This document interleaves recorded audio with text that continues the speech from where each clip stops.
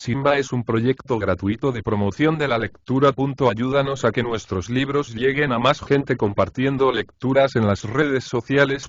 Si puedes y quieres, también puedes hacer una donación para mantener el proyecto y posibilitar que nuestra biblioteca siga creciendo.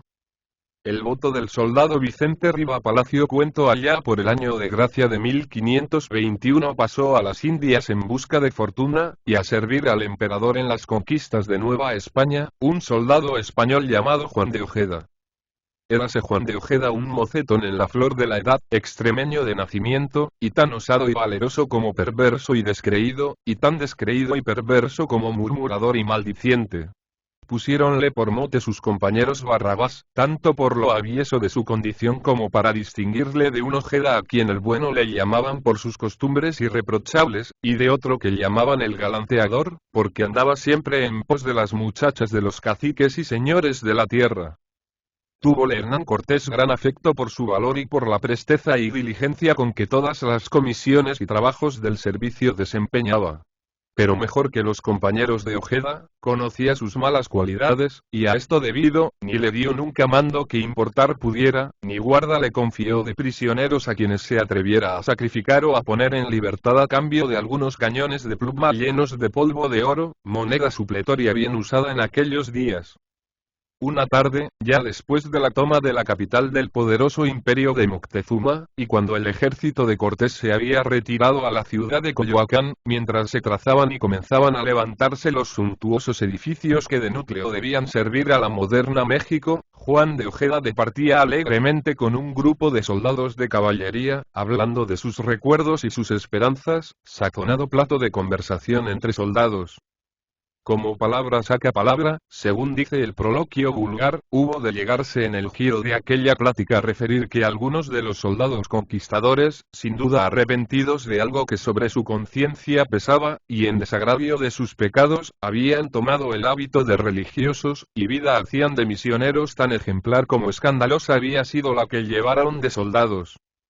Ocurriósele entonces a alguno de los presentes decir que Barrabás tendría que parar en fraile por lo mismo que, siendo soldado, había parado en diablo. Rióse Barrabás alegremente de la ocurrencia y tomando enseguida un aire solemne, dijo a sus compañeros: por la salvación de mi alma, yo prometo meterme de fraile el día que mi caballo sea Dios. Parecióles a los otros que aquello era una blasfemia, y temerosos de los castigos que Cortés imponía a sus soldados en casos semejantes, fuéronse escurriendo uno en pos de otro, dejando a Barrabás, que repetía burlonamente: el día que mi caballo sea Dios. Habían pasado ya muchos meses, y corría para los conquistadores de México casi tranquilamente el año de 1524. Y digo casi tranquilamente, porque, vencidos los mexicanos y sometido voluntariamente al rey de España el de Michoacán, Hernán Cortés ocupábase activamente en el establecimiento del gobierno de la colonia y en la reedificación de la Ciudad de México. Pero, por una parte, Cortés era inquieto y emprendedor, y, por otra, como incitándole a nuevas aventuras, a sus ilusiones se ofrecía un territorio tan inmenso como desconocido, y la conquista de las higueras vino a ser el resultado de aquellas constantes y tentadoras seducciones. Organizó Cortés su expedición, y salió de México, rumbo al oriente, en demanda de nuevos reinos que ofrecer, como tributarios o como vasallos, al emperador Carlos V. Y formando parte de aquella expedición salió, siguiendo a su caudillo, el famoso entre sus compañeros, Juan de Ojeda, jinete en aquel caballo cuya apoteosis esperaba, para cambiar él por la armadura del soldado el tosco sayal de los religiosos. No estaba el caballo de Ojeda en la primavera de su vida, y por más que el descanso le hubiera traído macizas carnes, los años y los trabajos le hacían ya poco vigoroso para la campaña. Y como aquella era muy ruda y el camino muy largo, al cruzar la expedición por el Petén, reino entonces importante, si no poderoso, enfermó el caballo y, por mayores diligencias que se hicieron, no pudo continuar su marcha ni salir del pueblo. Desesperado estaba Ojeda, porque quizá aquel caballo era el único cariño de su vida.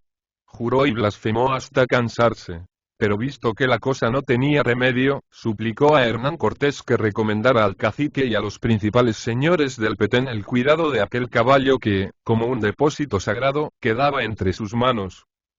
tanto por la utilidad que prestaban entonces los pocos caballos con que contaba el ejército español, como por complacer a un soldado tan valiente como Ojeda. Cortés, por medio de sus intérpretes o nahuatlatos, como allí se llamaban, encareció, hasta con grandes amenazas, al cacique y a los que le acompañaban, el cuidado y las atenciones que debían tener con el viejo animal, refiriéndoles los grandes servicios que prestado había y la gran utilidad que de aquellas bestias se tenía en la guerra.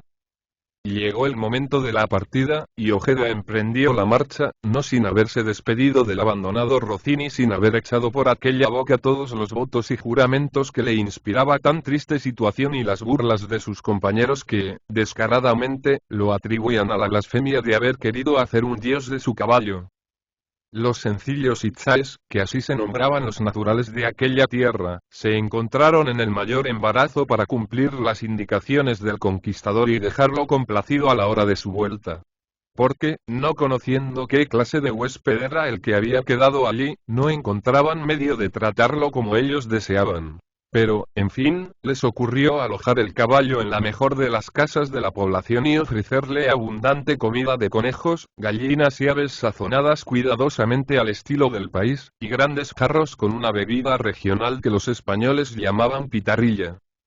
No por la natural tristeza de encontrarse tan abandonado entre gente extraña, ni por falta de apetito tampoco, dejó el caballo de aprovechar la espléndida hospitalidad de los indios. Pero por causas que los sabios explicarían fácilmente, no llegó a probar bocado y murió de hambre a poco tiempo. No podría describirse la consternación de los indígenas cuando por el pueblo circuló la terrible noticia de que el huésped había expirado.